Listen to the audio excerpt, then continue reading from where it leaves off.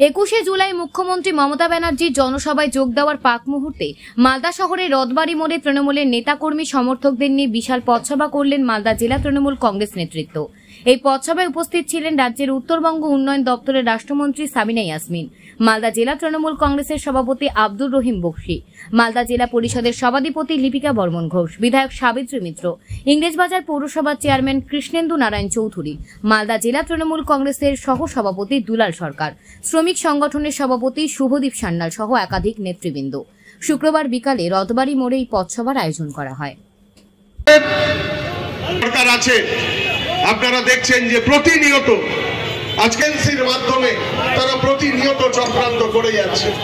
অর্থনৈতিকভাবে আমাদের রাজ্যকে পঙ্গু করে দেওয়ার জন্য তারা নানান অপকৌশল নিচ্ছে। আজকে 100 দিনের কাজে রাজ্য সভাপতি ঋতব্রত বন্দ্যোপাধ্যায় বলেছেন যে সাম্প্রতিককালে এই রাজ্যে আপনারা জানেন ভারত আজকে হাওড়া হুগলিতে ভারতবর্ষের সবথেকে বেশি চটকল শিল্পরা এখানটাতে। সেই চটকল শিল্প লাখো শ্রমিক কাজ করেন, সেই লাখো শ্রমিক আজকে কর্মহীন হয়ে পড়বে, যার প্রভাব প্রত্যক্ষভাবে আমাদেরকে রাস্তায় নামতে হবে। আজকে শ্রমিকদেরকে তাদের যে অধিকার, সেই অধিকারকে আমাদেরকে প্রতিষ্ঠিত করার শপথ নেওয়ার দিন। তাই 21শে জুলাই আজকেও ট্রেনে যাবে, আগামীকাল গোটা জেলা জুড়ে প্রায় 50 থেকে 60টার মতো বাস করা হয়েছে। যাবেন, আসুন আমরা সকলে মিলে 21শে জুলাই সামিল হয়ে দিদির বার্তা, আমাদের সেনাপতি অভিষেক বন্দ্যোপাধ্যায়ের বার্তা শুনে আমরা দলকে এগিয়ে নিয়ে যাই। এইটুকু কথা বলে আমি তৃণমূল কংগ্রেস এবং বিজেপিকে আবার বুঝিয়ে দেবে যে এই মালদা জেলার মাটি তৃণমূলের মাটি, এই মালদা জেলার মাটি তৃণমূলের ঘাঁটি। আগামী দিনে বিধানসভায় 12টার মধ্যে 12টাই আসন নিয়ে আমরা চ্যালেঞ্জ করে দেখাবো যে না, এই ভোট বা এই আমাদের লোকসভার ভোট মমতা ব্যানার্জিকে মানুষ তাকে হাত ছাড়েনি, মমতা ব্যানার্জির পাশে আছে।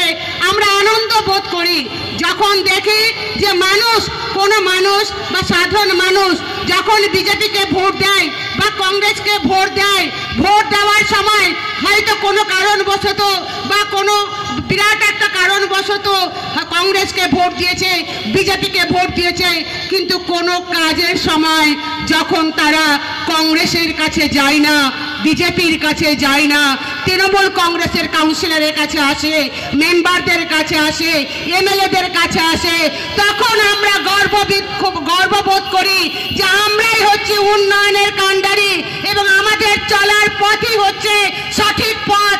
যে গণতন্ত্র উন্নয়নের কথা বলে সেই গণতন্ত্রের সঠিক কাণ্ডারি তৃণমূল কংগ্রেস, মমতা ব্যানার্জি, অভিষেক ব্যানার্জি।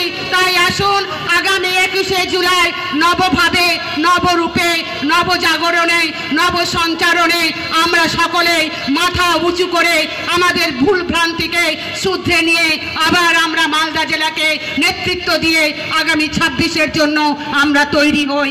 এই কয়েকটি কথা বলে সকলে ভালো থাকুন। শহীদদেরকে মমতা বন্দ্যোপাধ্যায় যতদিন নেতৃত্বে ছিলেন কংগ্রেসের, ততদিনই সেদিন থেকে এই দিনটিকে আমরা সেই শহীদ পরিবারের পাশে দাঁড়িয়ে আমরা তাদেরকে শ্রদ্ধা জানাই।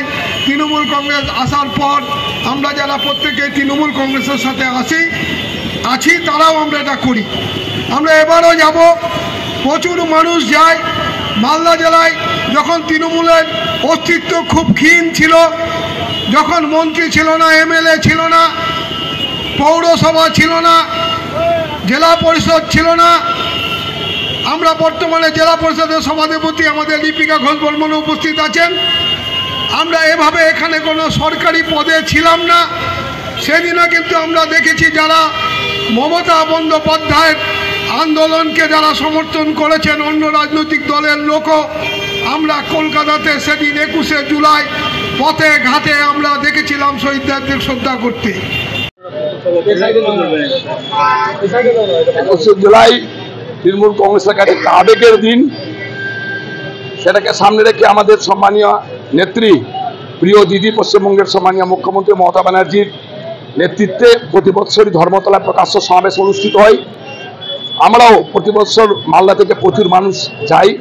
এবারও আমরা আগামী 21শে জুলাইকে ধর্মতলার যে সমাবেশ, সেখানে যাওয়ার জন্য মালদা জেলা কমিটির পক্ষ থেকে প্রায় 15,000 মানুষ ট্রেনে, বাসে, ছোট গাড়িতে যাবার ব্যবস্থা করেছি। ট্রেন গতকাল থেকে শুরু হয়েছে, মানুষ যাওয়া, আজকে প্রচুর মানুষ যাচ্ছেন এবং আগামীকালকে পশ্চিমবঙ্গ থেকে একসাথে প্রায় 60খানা বড় বাস, প্রায় 300 ছোট গাড়ি একসাথে আমরা সেখানে গিয়ে কলকাতায় পৌঁছাবো। পরশুদিনের 21 জুলাই সেখানে অংশগ্রহণ করবো।